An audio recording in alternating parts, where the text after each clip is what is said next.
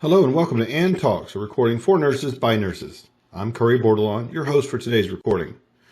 Today we want to spend some time talking about performance improvement. One of the things that can be a great challenge for a lot of leaders and managers and others within a unit or mentors is talking about performance improvement. We do our best in most situations to try to foster an environment where there's a lot of positive feedback, there's a lot of recognition, there's an embracing of effective communication, and so forth, but there's always opportunity for performance improvement. The negative or stigma associated with that, it's usually is when it occurs after a significant event occurs, such as an adverse event or something along that line, is when a performance might be indicated. It's really more about how can you recognize performance issues earlier and start a progressive performance plan, start that progressive action plan to get people back on track. There's data out there that talks about how you can use different tools such as regular meetings with your employees or regular feedback sessions, a very comprehensive evaluation tool, simulation even, to get people to maintain a set of skills. But you can also use some of these tools such as regular meetings or simulation and so forth to have performers who are below your expected level to get them back up to a higher performance level. So what we want to do here is talk about how can you get that progressive performance plan or that disciplinary plan, and what's the difference in a performance plan and that disciplinary plan. So we want to frame it as that positive experience. Let's look at that performance plan. When employees are hired, when nurses are hired into a neonatal intensive care or any other care environment really for nurses in general, there's a core set of expectations. That's the part of that job description. And a lot of times job description might have a whole other list of very detailed expectations related to the environment of which they're going to work in. So a nurse who is hired at a particular facility or healthcare system has a core set of requirements. Then they are in the neonatal intensive care with very specific set of competencies and requirements that must be met.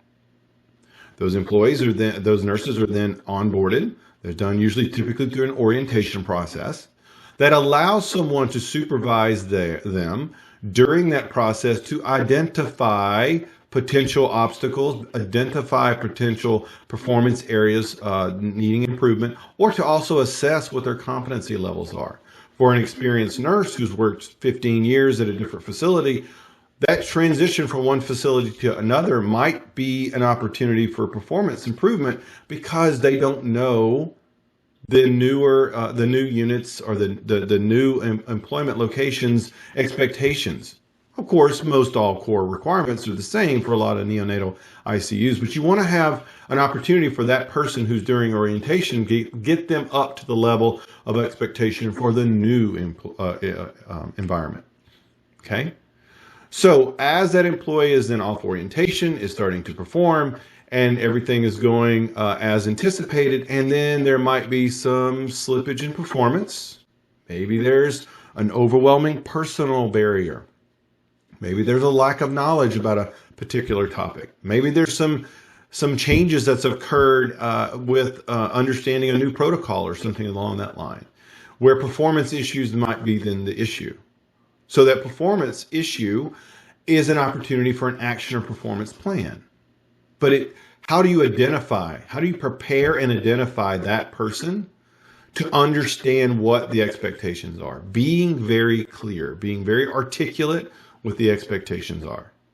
Most neonatal intensive cares or most care units might have access to an educator. That educator is then in charge of making sure everybody's evaluations are done, making sure that all the different protocols are being met and things like that. They might be the first line when it comes to remediating someone, okay?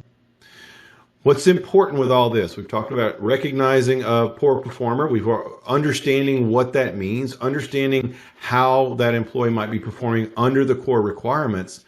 Recognizing the need for additional opportunities for improvement is development of a clearly articulated performance plan.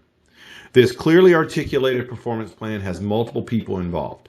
It's going to be a leadership or administration, managers typically. It's going to be some sort of mentor or coach that's there to help that employee improve their performance. It's going to be the actual employee themselves, but it might be an opportunity that person goes back onto orientation for a very short period of time about a certain skill set. Then there is the other end of that, which is going to be the evaluation of the performance plan.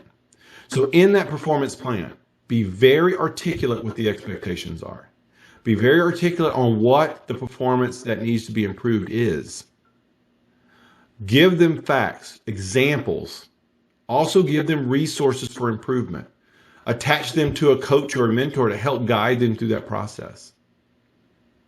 But also allow for effective two-way communication. As the leader or the manager, you should be very willing to say, you come to me anytime you have any more questions, and make it about the performance and not make it about a stigma that I'm a terrible employee. You want to allow them to have that opportunity for that two-way communication. But your performance plan has to be articulated well. It's got to be very clear expectations, and the evaluation process also must be clear.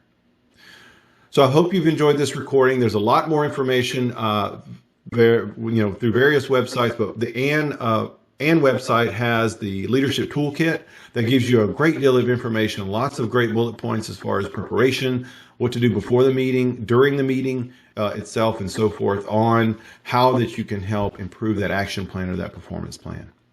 So I encourage you to access the website for our ANN members, and then what you can do is you go to your CNE activity, and then you go to courses, and then you'll see the leadership toolkit.